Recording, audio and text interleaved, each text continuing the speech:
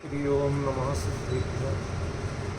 एष सुरासुरमणुसिन्धवन्दितं दोदगादिकं ममलं प्रणमामि वर्धमानं तीर्थं धम्मस्कर्तारं शेषे पुण्यतीर्थय ससौवसिद्धे विशुद्धस्वभावे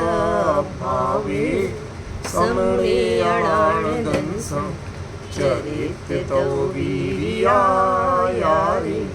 ते सौवे समगं प्रत्येकमेव प्रत्येकं वन्दामि अवर्तन्ते अर्हन्ते मानुषे खेते किच्चारिहन्ताणं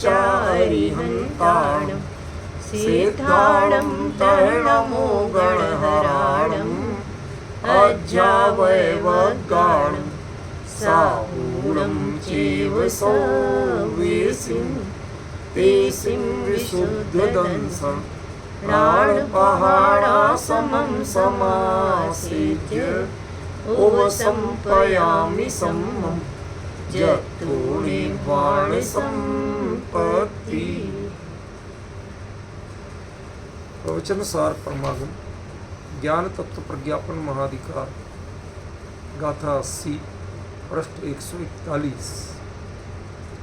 जो जान दियरहंतम दौवत गुणत पज्जयातेहिं सो जान दिया पाणम मोहो खलु जादितस्लयम्।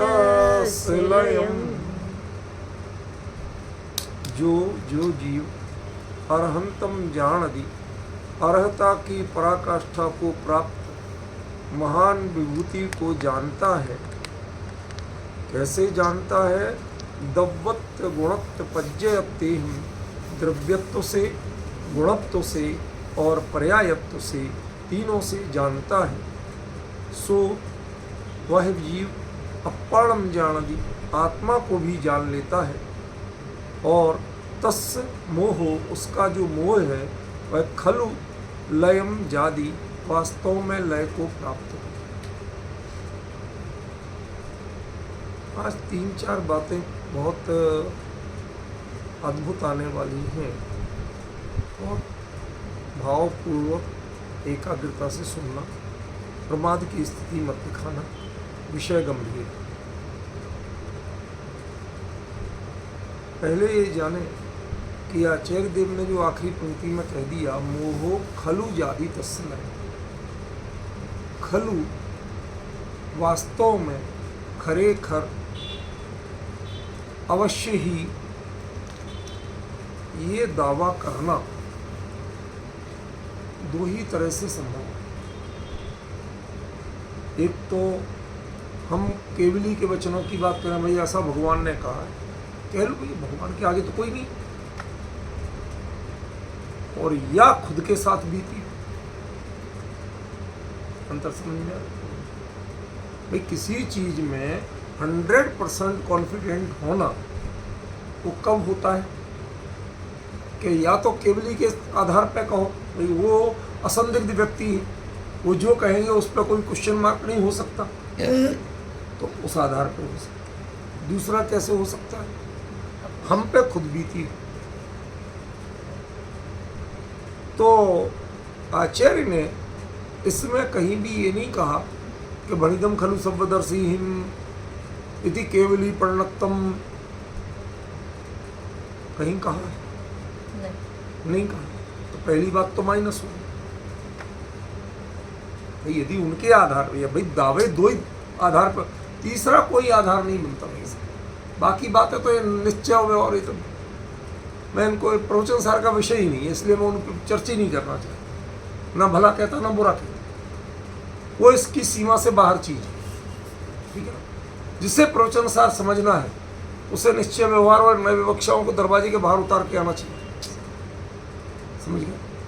ये इसके अंदर लाने की चीज नहीं। तो उनकी तो चर्चा हम करेंगे नहीं कि खलु माने निश्चय से, समझ गए? तो ये निश्चय व्यवहार की विवक्षा तो यहाँ है नहीं। अब यहाँ खलु माने वास्तव में माने क्या? या तो केवली के ज्ञान में सब कुछ झलकता है, या तो वो कह सकते हैं कि ऐसा खरेखर है, या जिसके साथ खुद बीती हो वो कह सकता है, तीसरा कोई नहीं कह सकता। लेकिन कुंद ने यहां कहा है, और केवली के आधार पर नहीं कहा, जो जानता है उसका होता है। ये बातें तो केवली ने ऐसा कहा है, ये नहीं कह रहे, जो जानता है उसका ऐसा होता है। इसका मतलब कुछ ना कुछ तो कुंद के साथ घटा था, कोई ना कोई मोह तो घटा था, लय को प्राप्त हुआ था, तब वो खलू करके बोल सके, वरना वो खलू करके बोल नहीं सकते। भाई सामान्य सिद्धांत का प्रतिपादन करना एक अलग चीज है, पर प्रवचन सार जैसी और ग्रंथों में ऐसी बात आ सकती है, खलू माने निश्चय से हो सकता है, कोई मैं विरोध नहीं कर रहा। लेकिन जो अन्य अध्यात्म ग्रंथों के आधार पर प्रवचन सार का अर्थ करना चाहते हैं, वो इसकी सीमा रेखा से बाहर है। उन्होंने अभी तक प्रवचन सार में प्रवेश ही नहीं किया। मैं तो आद्योपाध्याय तो दूसरी बार चल रहा है, एक एक शब्द एक एक मात्रा से पढ़ चुका हूं, बहुत बारीकी से चर्चा कर चुका हूं।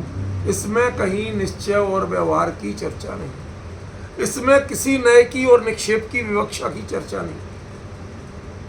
जो कुछ है वह वास्तविकता है, और जब वास्तविकता की ग्रंथ में वास्तविकता की बात कोई करे, माने डबल प्रेशर, वो डबल प्रेशर कब आएगा? पहला प्रेशर तो केवली से, और दूसरा के प्रेशर मेरे खुद के जीवन में घटित हुआ। मैंने खुद देखा, मैंने खुद अनुभवा, मैं खुद उसका साक्षी हूं, प्रत्यक्षदर्शी हूं। वही ये दावा कर सकता। अब मोह के दो रूप हैं, दर्शन मोह और चारित्र मोह। महामुनि राजों के भी दर्शन मोह क्षोभसम रूप में रह सकता, सबके क्षय होता है ऐसा। कुंद जब यहां से गए थे तब दर्शन मोह उनका क्षयोपसम रूप में था, क्षय के रूप में नहीं था, लय को प्राप्त नहीं हुआ, पुनः कभी दिखेगा ही नहीं, ऐसी स्थिति को प्राप्त नहीं हुआ। और आचार्य यहां कह रहे तस, ये अक्सर एक शैली होती है, कभी कभी अपनी बात ढाल के की जाती। हमारे यहाँ गाँवों में कहावत चलती थी कि बहू को समझाना होता था तो माँ अपनी बेटी को पीटती थी, उसी गलती, उसने वो गलती की नहीं, उसे सुनाती थी, पीटती थी, ताकि बहू दूसरे की घर की है, नई नई आई है, समझ भी जाए और बुराई भी ना हो। समझ गए? ये भी नहीं कह पाया कि हमारी सास ने मुझे पीटा था या डांटा था। तो कई बातें ऐसी होती हैं कि ढाल के उसका मोह गारंटी से नष्ट होता है, लय को प्राप्त होता है। अब उसका किसका? ऐसे तो पहली गाथा में यही चीज आई थी। बताइए पहली गाथा क्या है? बोलिए। एस सुरासुर, उसमें एस क्या है? यह कौन? यह माने सीमंदर परमात्मा आपको पूरा निकाल के बताया था, समोसरण निकाल के बताया था, वो क्या लिखा था उसमें? निकाला ही था ना आपने। आचार्य अपने ऊपर जो कहेंगे उसका संकेत ही करेंगे, उसको डायरेक्ट आई हैव डन ऐसा नहीं कहे, मैंने ऐसा पाया ऐसा नहीं कहे। समझ गए? तो यहां जो खलु है वह अनुभव सिद्ध कथन है, वह दूसरों के द्वारा कहा गया कथन नहीं। यदि दूसरों के द्वारा कहा गया बताना होता तो भणिदम कह देते वो तुरंत। कई गाथाओं में कहा है, आया कि नहीं आया? लेकिन इसमें नहीं कहा। इसका सीधा मतलब है कि वह अपना अनुभव सिद्ध कोई कथन करना चाहते हैं कि मैंने अनंत को जाना, यदि अनंत को जो द्रव्यत्व गुणत्व पर्यायत्व से जानता है उसके मोहलय को प्राप्त होता है, तो आपने जाना था कि नहीं जाना था? पहला प्रश्न। तो आपके कौन सा मोहलय को प्राप्त हो? आपके तो चारित्र मोह अभी भी समझ गए। और आप कह रहे हो कि मोह गारंटी से लय को प्राप्त होता है। तुम्हारी कमी क्या है कि तुम मुनिराज में अकेले चारित्र की कमी देखते हो, उसी की वृद्धि देखते हो और उसी की कमी देखते हो। तुम मुनिराज में श्रद्धान पक्ष की गहराई को नहीं देखते, न उसकी कोई कचास को देखते, क्योंकि मुनि धर्म में चारित्र का धर्म दिखता, उसमें श्रद्धान पक्ष में दिखते ही नहीं। आज सारी विडंबना क्यों? मैं अपने साधर्मियों से बड़ी करुणा पूर्वक कहना चाहता हूं, कोई नाराजी नहीं, किसी से द्वेष नहीं, हाथ जोड़कर मैं प्रतिक्रमण जैसी भावना करते हुए, भक्ति जैसी भावना करते हुए कह रहा हूं, यदि कोई भी सच्चे मन से ये जान ले कि श्रद्धान पक्ष बलवान है, तो शायद आज कोई किसी मुनि को मानने को तैयार है। वो घर त्यागा, संयम धारा, इतने तपस्या करते हैं, इसीलिए तो मान रहे आप। यदि इस श्रद्धान पक्ष को भी कि जो जो तेज वास्तु अंट दुनिया भर की चीजें बताते, इधर तोड़वाते उधर बनवाते, इन सब प्रपंचों में पड़ रहे हैं, उनको कौन श्रद्धा नहीं मानेगा? जिन धर्म का कौन अहिंसा महावृत्ति मानेगा? कौन अपरिग्रह महावृत्ति मानेगा? जो दिन रात परिग्रह की चर्चा करते हैं, जो परिग्रहियों को प्रश्रय देते हैं। यदि कोई सदाचारी गरीब पहुंच जाए तो उसको आशीर्वाद मिलना मुश्किल हो, और परिग्रही जितना बड़ा पहुंच जाए उसके लिए आधी रात को भी दरवाजे खुलते हैं। ये चीजें बताती हैं कि आपके जीवन में श्रद्धान नाम की चीज नहीं। पर जनता की आदत है वह किसी में कोई एक पर्टिकुलर चीज ही देखती, समझ गए? और जो चीज देखती है उसी के आधार पर मूल्यांकन करती है।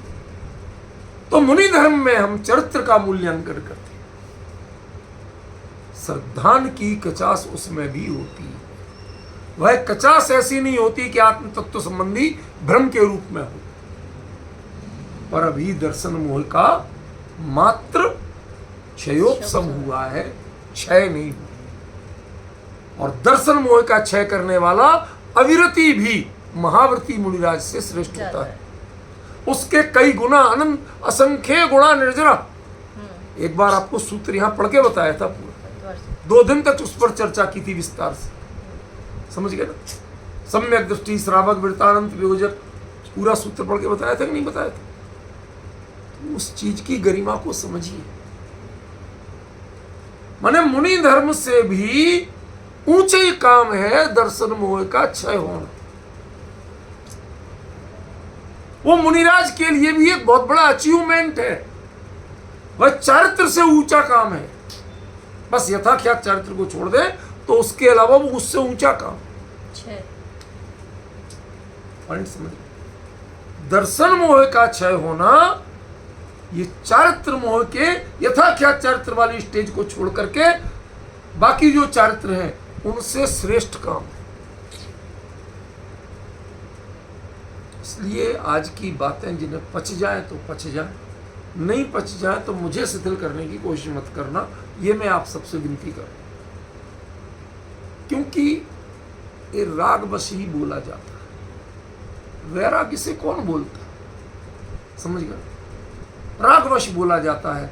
और राग की स्थिति में जब लगे कोई को सुनना ही नहीं है तो फिर बोलने का भाव खत्म हो जाता है। इसलिए शास्त्र सभा के प्रारंभ में पहले परिपाटी थी, वाक्य होता था श्रोतारा सावधानतया सुनवंतु। बिल्कुल अलर्ट होके सुनना। हाँ हम सुन तो रहे हैं, वो नहीं चले, वो बिल्कुल नहीं चले। ठीक है ना? तो एक चीज आपको पकड़ में आई जो आचार्य कहना चाहते, मैंने उसका खुलासा किया कि यह क्लियर, ये जो खलु है ना, ये दर्शन मोह के क्षय अर्थात छायक सम्यक दर्शन की प्राप्ति, उसके प्रति 100% कॉन्फिडेंट होना, उसका प्रतीक है। कल भी इसके बारे में बताया था लास्ट में, आज शुरुआत में उसको दूसरे दृष्टिकोण से आपको पुष्ट किया। अब हम चर्चा करेंगे, आज की जो चर्चा है हमारी वो है दव्वत्व गुणत्व पज्जयते। इनमें जो त्वा है, ये त्वा जो है ये बड़ा विचित्र है। भाववाची तो है, लेकिन भाववाची में एक ता भी होता है। लघुता, गुरुता, मानवता, देवता। आपको पता नहीं है, देवता शब्द जो है वो देव के लिए नहीं है, देवत्व के लिए। समझ रहे कि नहीं समझ रहे? तो वो जो शब्द है ये भी होता है, लेकिन तलंतम स्त्रियाम, जब ये ता प्रत्यय जुड़ता है तो स्त्री लिंग में प्रयोग होता है वह शब्द। मानवता, समझ गया? लेकिन जब त्वा जोड़ता है तो संस्कृत में नियम है, प्राकृत में नियम है, त्वांतम नपुंसके, वो नपुंसक लिंग। अब नपुंसक लिंग के दो अर्थ होते हैं। कौन कौन से दो अर्थ? एक तो होता है कि जो पौरुष के विपरीत हो, पुरुषार्थ के विपरीत हो, वो भी नपुंसक है। और एक जो किसी भी तरह की प्रतिक्रिया से रहित हो जाए, जिस पर कोई असर ही नहीं होता। कोई खुल के कपड़े दिखाए, कोई कुछ भी करे, कोई असर ही नहीं परिणामों पर। वो दैहिक विकृति और कमजोरी का प्रतीक नहीं है, वो मानसिक मजबूती का प्रतीक है। डिफरेंस समझ गए? पाषाण की तरह, जैसे पत्थर पर विकार नहीं होता, ऐसे इस पर कोई विकार नहीं, कोई प्रतिक्रिया नहीं। उस अर्थ में भी नपुंसक लिंग का प्रयोग किया जाता है। नपुंसकता माने नेगेटिविटी, नेगेटिविटी माने नो रिएक्शन। समझ रहे हैं? No reaction. तो यहां पर जो त्वा प्रत्यय का प्रयोग किया, जो डबलता है ना, संस्कृत का एक त्वा, जैसे हिंदी में करते ना मनुजत्व, गुणत्व, वो है। तो ये जो त्वा है, ये न ता भी प्रयोग करते तो वही उतनी मात्रा होती, त्वा प्रयोग किया तो उतनी की उतनी। फिर आचार्य ने त्वा क्यों चुना, थोड़ा ये रहस्य बताओ तो आगे की बात ज्यादा पता। वह रहस्य क्या है? वह रहस्य त्वा का दूसरा अर्थ, पुरुषार्थ विहीनता का अर्थ नहीं। जैन दर्शन में सबसे बड़ा पुरुषार्थ क्या माना गया? कोई सारी दुनिया पलट जाए लेकिन मेरा उपयोग ना पलटे, किसी भी स्थिति में मैं विचलित ना हो। ये जैन दर्शन में सबसे बड़ा पुरुषार्थ। दुनिया के लिए वो नपुंसकता की स्थिति हो जाए, जड़ता की स्थिति हो जाए, लेकिन जैन दर्शन में सबसे बड़ा पुरुषार्थ। समझ गए? उस अर्थ में यहां पर त्वा प्रत्यय का प्रयोग किया। द्रव्य के साथ भी त्वा, गुण के साथ भी त्वा, और पर्याय के साथ भी। मतलब द्रव्य का भाव तो हो, लेकिन वह पर से निरपेक्ष हो।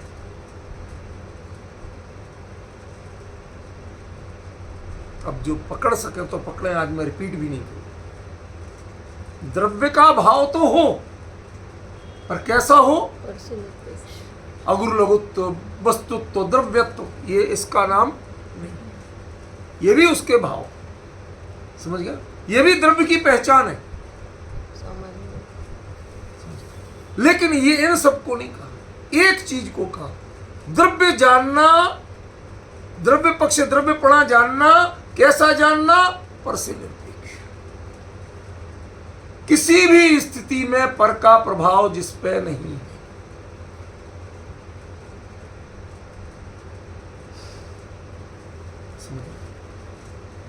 वो जो पर्याय स्वरूप पर समर्पित होके कैवल्य को प्राप्त हो गए तो उनका आज जो द्रव्य पक्ष है उसके बाद तो कुछ खुश हो गया होगा।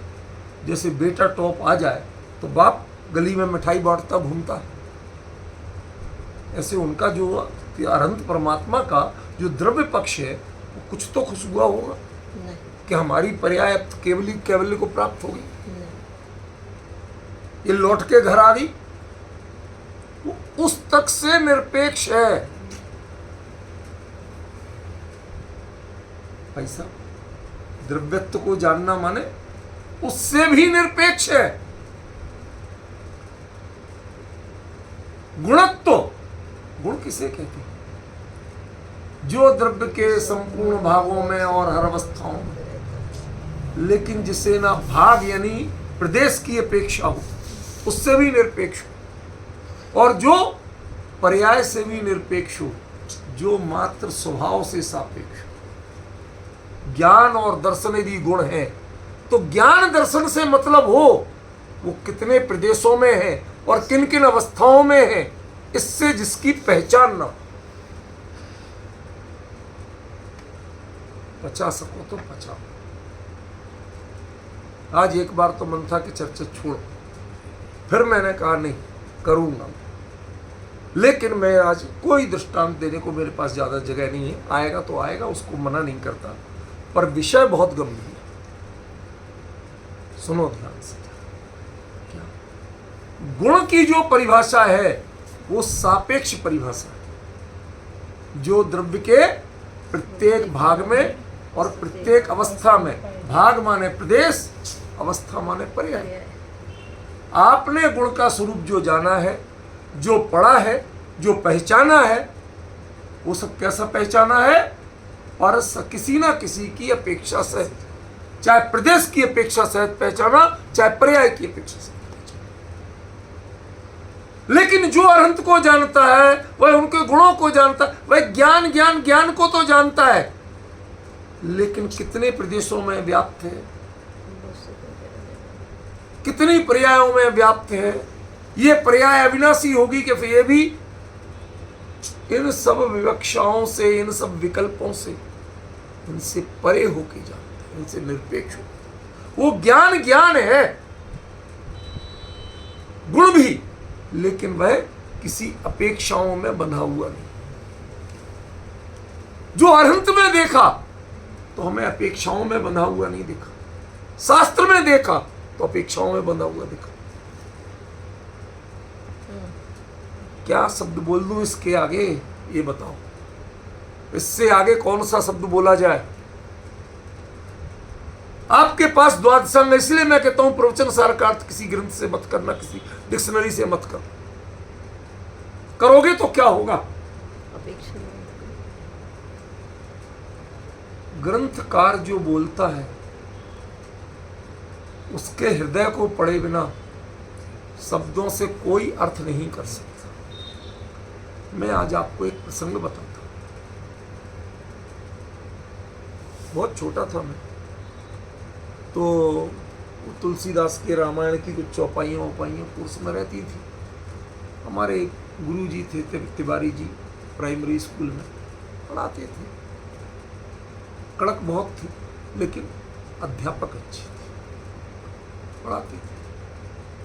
तो उन्होंने एक दिन ये पढ़ा रहे थे, जब सीता जी का हरण हो गया, वहाँ तो सीता हरण ही बोलते ना, अपहरण नहीं बोलते, तो सीता हरण हो गया तो अब रामचंद्र जी लक्ष्मण जी आके अब उधर पर ढूंढ रहे कहाँ है। लक्ष्मण जी तो दुबक गए डर के मारे, कह रहे भैया हमारे ऊपर जिम्मेवारी छोड़ के गए थे और मैं क्यों गया छोड़ के, अब ढूंढ रहे। तो उस समय वो बोलते, चौपाई है, पंक्ति है कि हे खग मृग हे मधुकर श्रेणी, तुम देखी सीता मृग नैनी। क्या पूछ रहे, क्या कह रहे? हे खग, अरे पक्षियों, हे मृग, मृग माना सभी पशुओं का वाची है, हे पशुओं, हे मधुकर श्रेणी, हे कीट पतंगों। जो वहां दिख रहा देखो पूछा किन से? जिनके पास जुबान है। 2 इंद्री से नीचे 1 इंद्री से नहीं पूछा, पेड़ पौधों से नहीं पूछा। अब देखिए ये जैनों का जो कॉन्सेप्ट है, हमारे वीरसेन स्वामी लिखते हैं द्विइंद्रिया दया वक्ता। 2 इंद्रिय वक्ता है, प्रवचनकार हो सकता है वो। ये धवला की बात बता रहा हूं। द्विइंद्रिया दया वक्ता, जो 2 इंद्रिय भी है वो वक्ता है। क्यों? वचन सामर्थ्य है उसकी। अब तुम्हें समझ में आया चाहे नहीं आया, लेकिन वो बोलता है, समझे? तो उन्होंने, तुलसीदास जी ने बड़ी सावधानी से काम लिया, उनको चुना। होने को तो पेड़ पत्ते भी थे, पत्थर भी थे, नहीं थे, उनसे नहीं पूछा। हे खग पक्षियों, मृग पशुओं, मधुकर श्रेणी, ये उड़ने वाले मक्खी मच्छर कीट पतंग भौरे, मधुकर माने भौरा होता है, पर वो सब प्रतीक है, ठीक है ना। श्रेणी माने समूह, किसी से इंडिविजुअल नहीं पूछा, सबसे पूछा, रोते हुए पूछा। तुम देखी सीता मृगनयनी, तुमने मेरी हिरणी जैसी सुंदर आंखों वाली सीता को देखा? तो मेरे गुरुजी पढ़ाते हुए बोले, कहते बच्चों, खास तौर पर मेरे लिए वो गौर करते थे, क्योंकि आपको बता दूं कि मैं बचपन से पहली क्लास से जिस क्लास में पढ़ा उसके टीचर धूप में बैठते थे, मैं ब्लैक बोर्ड पर पढ़ाता था। जयपुर में भी जब गया तब यही सिस्टम था। रोज रात जिस क्लास में पढ़ता था, रोज रात को 10 से 12 संस्कृत व्याकरण और जैन न्याय की क्लास लेता था। जितनी वगैरह सब पढ़ते थे, सबको कंपलसरी किया हुआ था बैठो वहाँ, ठीक है ना। और मैं उन सबको पढ़ाता था, उसी जिस क्लास में पढ़ रहा हूँ उस क्लास के लोगों को पढ़ाता था। सहज प्रयोग था। तो मेरे को टोक के बोले, सुदीप कुछ समझ में आ रहा है? क्या कह रहे हैं सर? मुझे समझ में नहीं आया। कहते एक बात बताओ, रामचंद्र जी इतने नादान थे कि वो कौओं से पूछेंगे? वो काव काव करेगा, वो क्या बोलेगा? कुत्ते बिल्लियों से पूछेंगे, वो म्याऊं म्याऊं भौं भौं करेंगे, और क्या बोलेंगे? कीट पतंगों से पूछेंगे, भिनभिनाएंगे, क्या बोलेंगे? पर वो इनसे पूछ रहे हैं। मुझे तो लगता है ये रामचंद्र जी ने किया हो चाहे नहीं हो, लेकिन वाल्मीकि इतने जुड़ गए थे उनके भावों से, रामचंद्र जी की व्यथा से, सीता के विरह की व्यथा से इतने जुड़ गए थे कि रामचंद्र जी की जगह वाल्मीकि रो रहे थे। समझ में आया क्या बोले? ये रामचंद्र जी नहीं रो रहे थे तो वाल्मीकि रो रहे थे। जब तक आप ग्रंथकार के भावों से, अपने आराध्य के भावों से जुड़ेंगे नहीं। एक नागार्जुन कवि हुए, हिंदी साहित्य के प्रसिद्ध, नाम सुना हो? उन्होंने लिखा, कालिदास कवि से पूछा यही प्रसंग, सीताराम का नहीं, दूसरा, इंदुमती और अज कौन थे? राम के पिता दशरथ, दशरथ के पिता अज, और राम की दादी का नाम था इंदुमती, अज की पत्नी। तो जब इंदुमती का वियोग हुआ तो उस समय अज का जो करुण विलाप कालिदास ने लिखा, उसके लिए नागार्जुन कवि लिखते हैं, कालिदास सच सच बतलाना, इंदुमती की विरह विथा में अज रोया या तुम रोए थे? आप यदि भावों से नहीं जुड़ेंगे तो आप भाव को नहीं पहचान सकते, द्रव्यत्व को पहचान सकते, वस्तुत्व को पहचान सकते। कल मैंने यही बात कही थी कि यहां बात द्रव्य गुण पर्याय की नहीं, वो वस्तु रूप में पहचान होगी, भाव रूप में पहचान कहां से? द्रव्य का भी भाव होता है, गुण का भी भाव है, और पर्याय का भी भाव है। आप जितना पढ़ते हो वो सापेक्ष पढ़ते हो, पराधीन पढ़ते हो। क्या द्रव्य की परिभाषा है बताओ? गुणों के समूह को द्रव्य कहते हैं। ये स्वाधीन परिभाषा है द्रव्य की? बताइए जो आपने पढ़ा। सिद्धांत ग्रंथ जो कहते हैं, उन्होंने कहीं स्वाधीन परिभाषा बताई आपको? गुण सापेक्ष।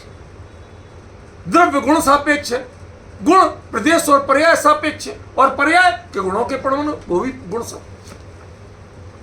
एक भी निरपेक्ष परिभाषा बताई हो तो बताओ सिद्धांत ग्रंथ।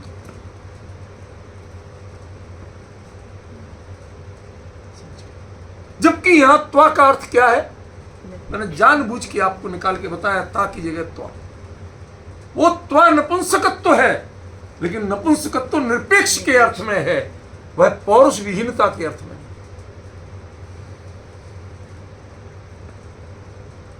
त्वांतम नपुंसक, संस्कृत में व्याकरण में सीधे सीधा सूत्र बना हुआ, त्वांतम नपुंसके, तलंतम स्त्रियां त्वांतम नपुंसके।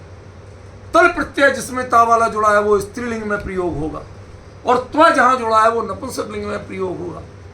आज दोपहर को मेरा ऐसे ही चिंतन चल रहा था, बैठा था यूनिवर्सिटी की मीटिंग में, बैठे बैठे वहां विचार चला। हमने कहा आचार्य ने यहाँ त्वा प्रत्यय क्यों दे दी, ता प्रत्यय दे देते, भाववाची तो वो भी।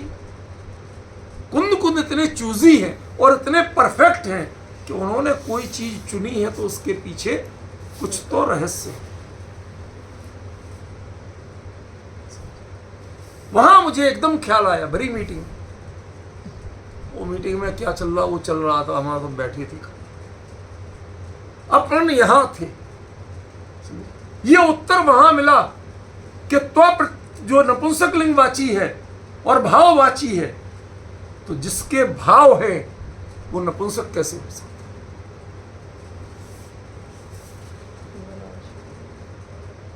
भाव प्रदीप्त है, संदीप्त है, जीवंत है। भाव मृत का नाम नहीं है, भाव वस्तु का नाम नहीं। समझ गए? तो भाव नपुंसक कैसे हो सकता? वो निरपेक्ष तो हो सकता है, नपुंसक नहीं हो सकता। वह डिस्टर्ब नहीं हो, ये तो हो सकता है, लेकिन नपुंसक नहीं हो सकता। सहनशीलता भी बहुत बड़ी चीज है। कोई कितने डिस्टर्ब करे और मैं डिस्टर्ब नहीं हूं, ये भी सूरवीरता की एक बहुत बड़ी पराकाष्ठा है। समझ रहे हैं? इस चीज को, इस गहराई को समझना पड़ेगा।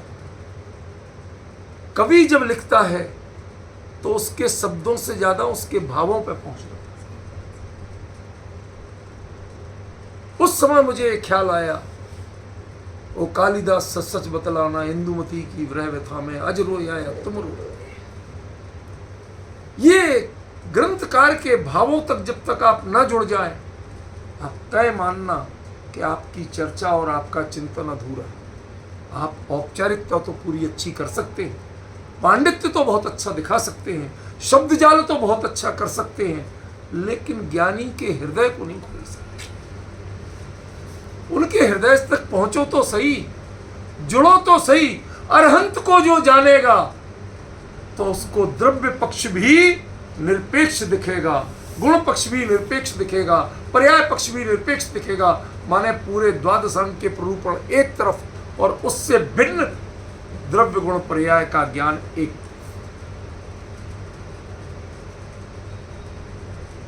किसी आगम में नहीं कहा, किसी सिद्धांत ग्रंथ ने नहीं कहा, वो आचार्य कुंद कुंद ने यहां लिखा।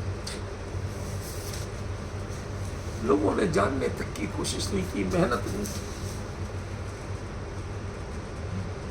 बड़े आराम से बता दिया। अन्वयी द्रव्यम, अन्वय विशेषणों गुणा और अन्वय व्यतिरेक गुणों पर्याय। ये तो आलाप पद्धति की परिभाषा, सामान्य न्याय और सिद्धांत की चर्चा करने वाला ग्रंथ।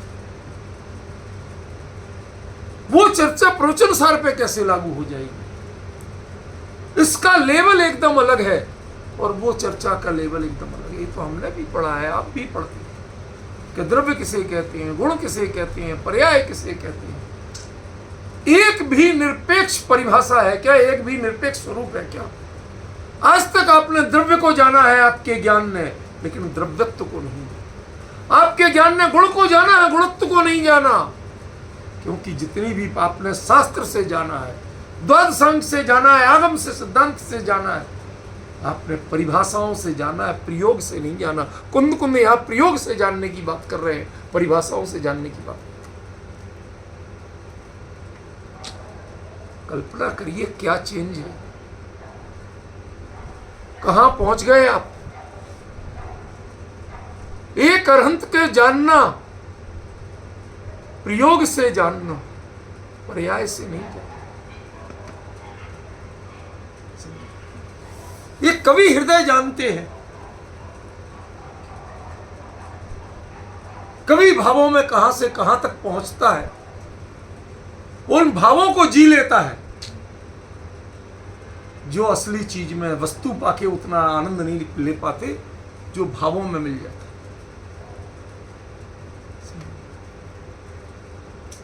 और रसखान का मैंने आपको सुनाया था, जा लकुटी रुकामरिया पर राजती हूं पर पद। अरे क्या एक लाठी कहीं भी मिल जाएगी और कंबल कहीं भी मिल जाएगा, इसमें क्या 3 लोग कर रहा है, छोड़ना, पागल हो तुम।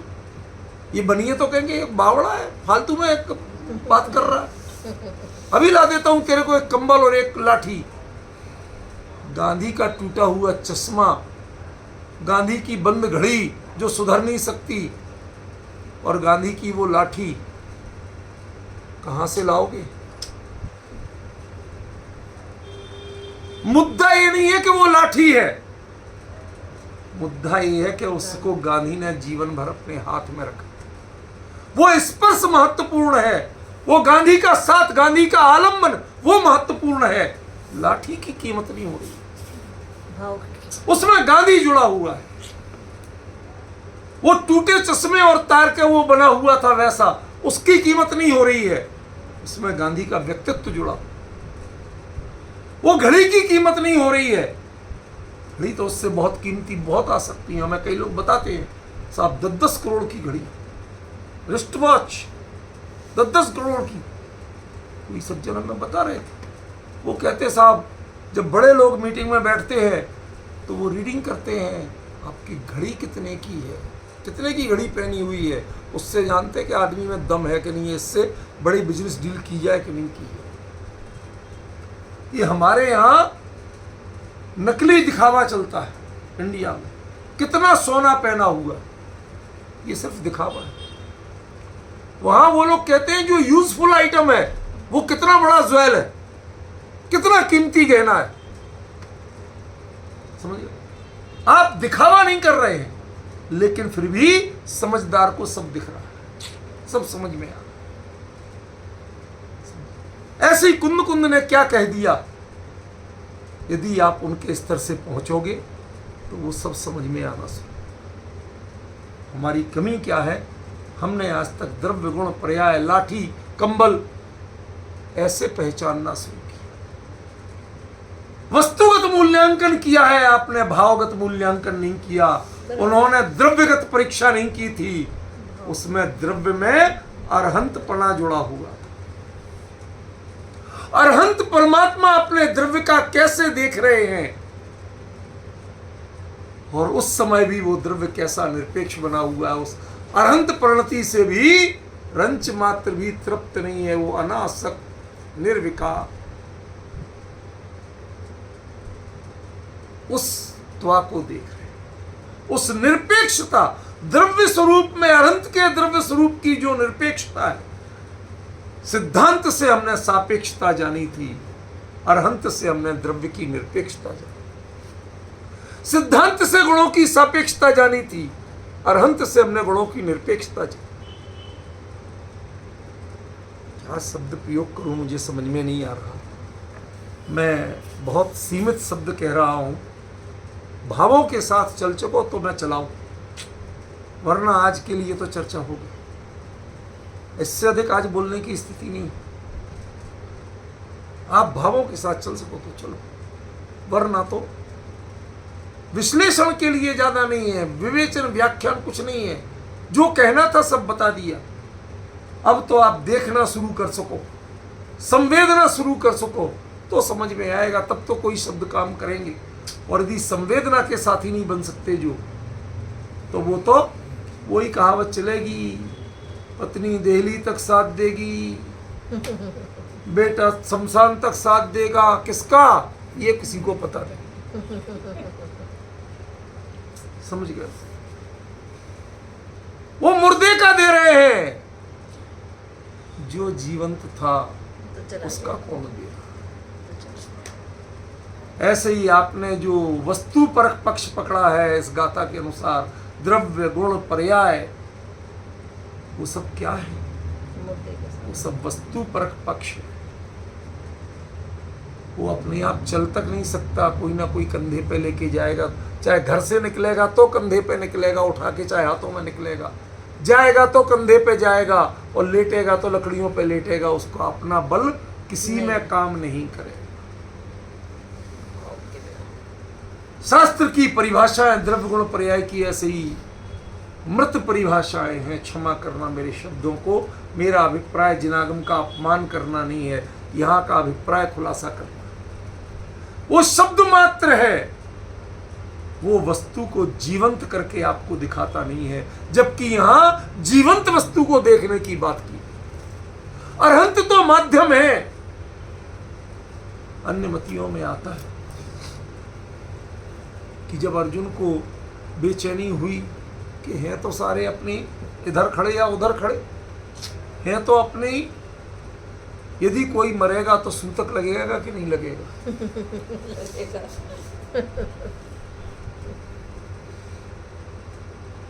भाई जब हैं ऐसे तो होने को, तो भाई भाई में भी कई बार बुराइयां हो जाती, शकल नहीं देखते तो अभी सूतक तो लगता है ना। तो अर्जुन परेशान था कि सूतक लगेगा कि नहीं लगेगा। कहते अर्जुन तू मोही है, शब्द ध्यान देना, अर्जुन तू मोही है, तू देह को देख रहा है,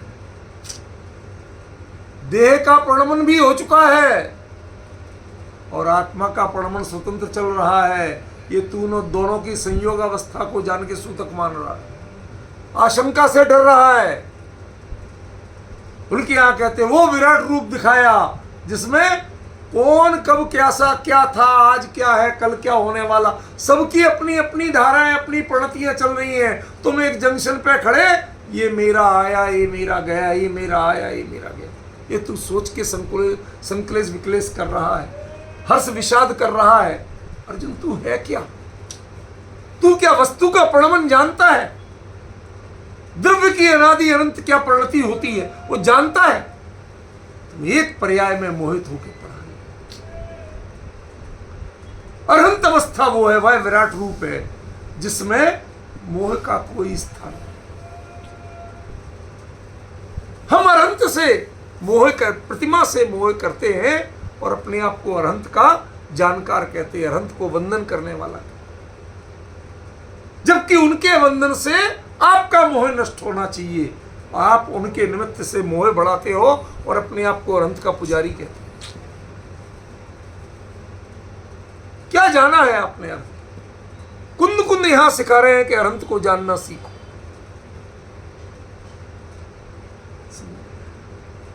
अरहंत को जानना सीखो। क्या सीखना है?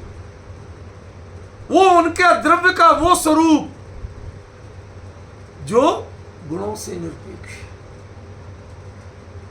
ये त्वा माने निरपेक्षता, गुणों का वह स्वरूप जो द्रव्य से और पर्याय से निरपेक्ष, प्रदेशों से निरपेक्ष, पर्याय का वो स्वरूप जो गुणों से निरपेक्ष है, वह कैवल्य। क्या सारा ज्ञान गुण कैवल्य रूप में परिणत हो गया? नहीं। तो अगले समय क्या होगा? अगले समय क्या होगा? यदि ज्ञान गुण कैवल्य रूप में परिणमित हो गया तो वो तो एक समय की परिणति है। अगले समय क्या होगा? ये बौद्धों को जो धोखा हुआ क्षणिकवादी, वो इसीलिए ज्ञान गुण तो परिणमित हो गया केवल्य रूप में, उनकी अभी केवल्य की चर्चा, लेकिन अगले समय क्या होगा? ज्ञान गुण तो गया, उसे जो होना था कर लिया, अब क्या हो? कहते यहां पर गुण कभी खुटता नहीं है, गुण पर्याय में जाता नहीं है, उसकी सत्ता स्वतंत्र है। ये तत्व प्रज्ञापन में इसका गजब का प्ररूपण। हमें ध्यान है हमारे नवीन जी भाई साहब स्पेशली कैसे कई साल पहले शंकर रोड में एक दिन सुबह सुबह आके बैठ गए हमें पता चला है भाई साहब, आज से ज्ञेय तत्व प्रज्ञापन शुरू कर रहे। हमें ज्ञेय तत्व के बारे में बहुत जिज्ञासा है, वो जानना है कुंद ने इसमें क्या समझा है। अनुमति है। मैंने कहा भाई साहब अनुमति किसकी, ये तो केवली का दरबार है, उनकी चर्चा है, इनके लिए मैं कौन होता हूँ अनुमति देने वाला। मैं खुद ही लाभ ले रहा हूँ, आप भी लाभ लो। हमारे आचार्य तो कहते मज्जंतु निर्भरमी समवेव लोका। आओ भाई, हम भी नहा रहे जिनवाणी रूपी गंगा में, तुम भी नहाओ। यहां बहती गंगा में नहाने से मैं कौन होता हूं परमिशन देने वाला। सच कह रहा हूं, यही शब्द थे। हो सकता है नवीन जी सुन रहे हो, वो अपने बता सकते हैं कि सच्ची बात है कि नहीं। सब जुड़ो। तो ये बात ज्ञेय तत्व प्रज्ञापन में बहुत आई है। यहां पर तो अरहंत से क्यों सा देखना, ये आपका कैवल्य का विजन। कैसा देखने से, कैसा जानने से कैवल्य की प्राप्ति होगी। कैवल्य का विजन क्या होता है, जिससे केवल्य बनना हो उसका विजन क्या होता है। भाई साहब, हमारे यहां बहुत कहते हैं पूत के पांव पालने में दिखते हैं, ऐसे तो हर पूत के पांव पालने में दिखते हैं। किस पूत के पांव पालने में नहीं दिखते भाई साहब? तो फिर क्यों कहते हो पूत के पांव पालने में दिखती है? लक्षणा से, अभिधा से नहीं। वो पैर पैर नहीं है, उसकी चाल ढाल, उसकी गति, उसकी हरकतें वो बताती हैं इसका भविष्य क्या। पता है पहले जब किसी के यहाँ राजा वहाँ कई बच्चे होते थे, बहुत परीक्षा करना होती थी छोटे बच्चे की किस दिशा में जाए, तो वो तीर तलवार तराजू अलग अलग काम की गैती फावड़ा छोटे मोटे ऐसी चीजें खिलौनों में रख दी। अब बच्चों को छोड़ दो, ये क्या चुनता है। यदि तीर तलवार, ये सूरवीर सैनिक बनेगा, राजा बनेगा। यदि ये तराजू पकड़ ली, ये बनिया बनेगा।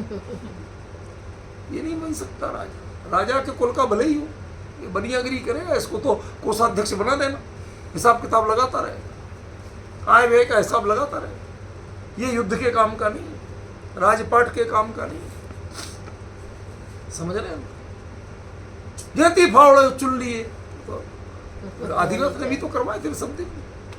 हंसी मसी कृषि वाणिज्य शिक्षा शिल्प, अरे उन्होंने तो बताया भर था, जिसकी जैसी प्रणति वैसा करो।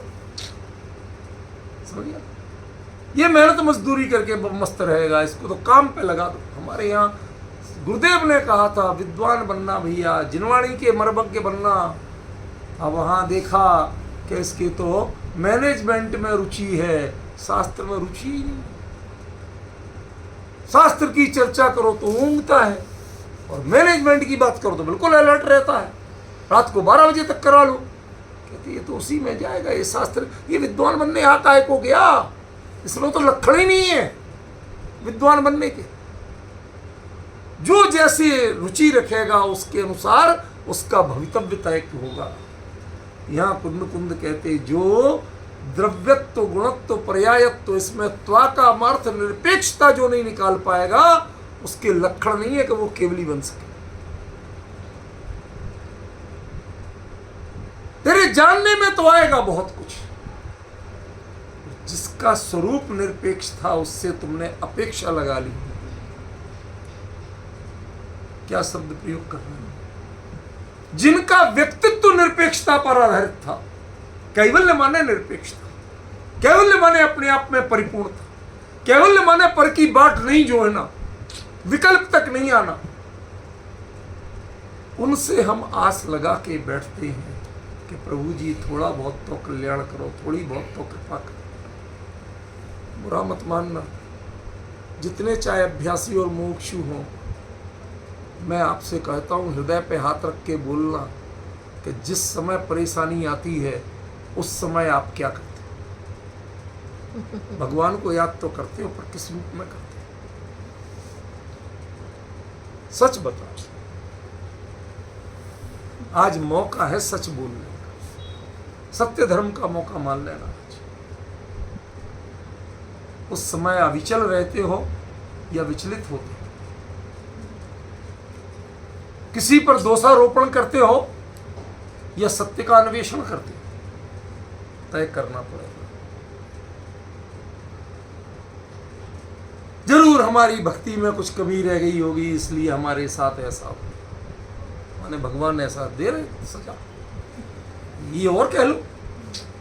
बहाना करते हो हमारी भक्ति में कुछ कमी रह गई हो। अरे भक्ति ये सिखाती कब है? भक्ति तो निरपेक्षता सिखाने का नाम है। और अंत को जानना माने निरपेक्षता को सीखने का।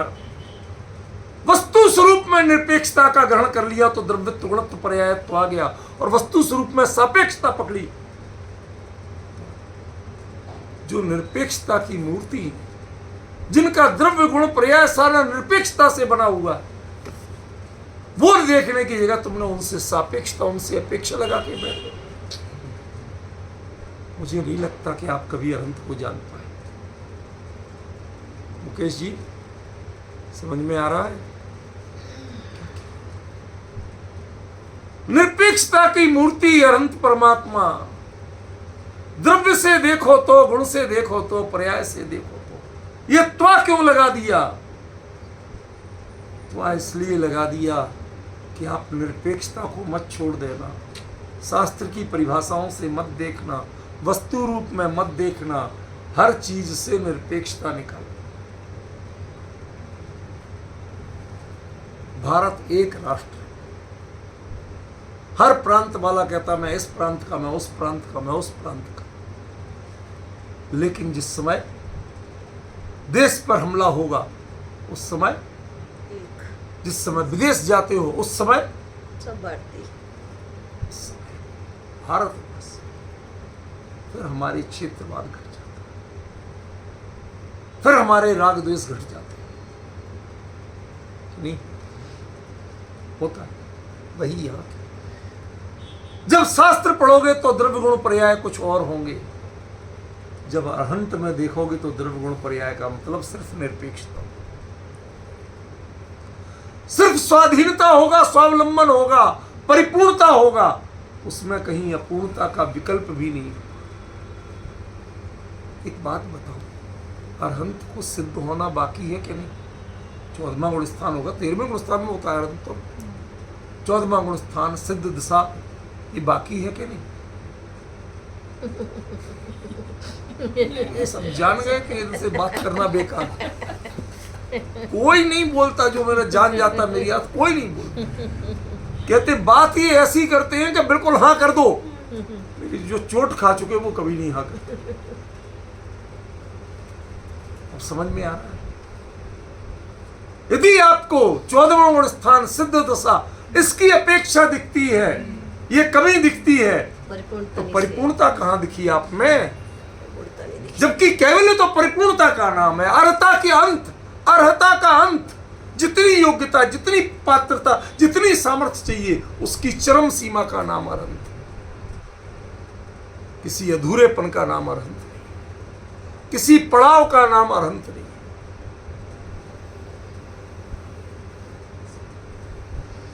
बहुत अद्भुत स्वरूप है। मैं क्या कहूं, कैसे कहूं, किन किन शब्दों में कहूं।